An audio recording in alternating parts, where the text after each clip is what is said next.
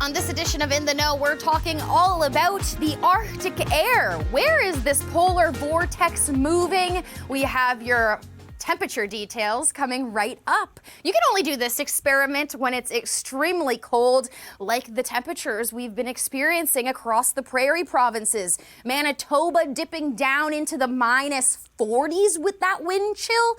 Ooh, extreme cold. Where is it heading? Well, spoiler alert, a little bit more east. We have all of your forecast details for the upcoming week. Port Stanley there is looking quite chilly, but it's going to get a little bit chillier, right, Rhythm? You got that right, Victoria. We have meteorologist Rhythm Reet here to help break down this weather pattern and why we're getting this shift in the polar vortex.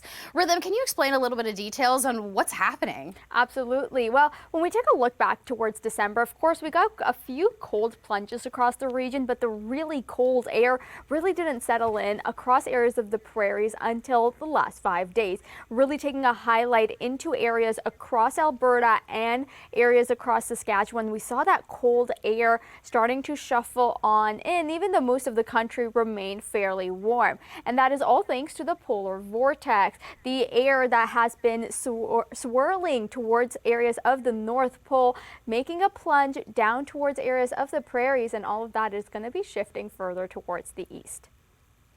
Well, the cool conditions in Manitoba, like I mentioned, those -40s, very dangerous, I must say. That could certainly be the type of condition that could help prompt some frostbite.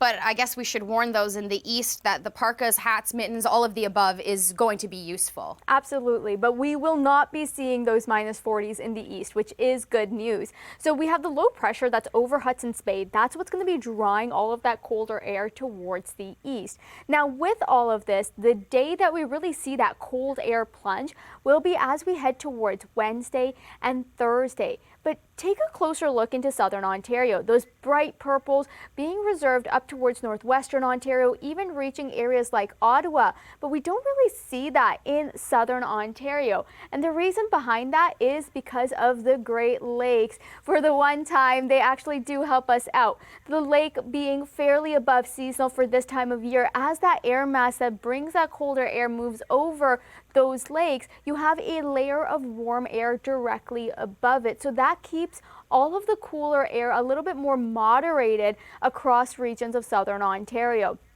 So let's take a look at some of those temperatures as we're heading into our day on Wednesday, which will be the coldest. Toronto, yes, you're still going to be going down to around -8, but take a look at Ottawa, significantly colder, -13, because you don't have those lakes to really moderate those temperatures. And -22 with the wind chill, certainly cooler than what we've experienced the past couple of weeks. Now, does that mean on the west we're going to feel warmer?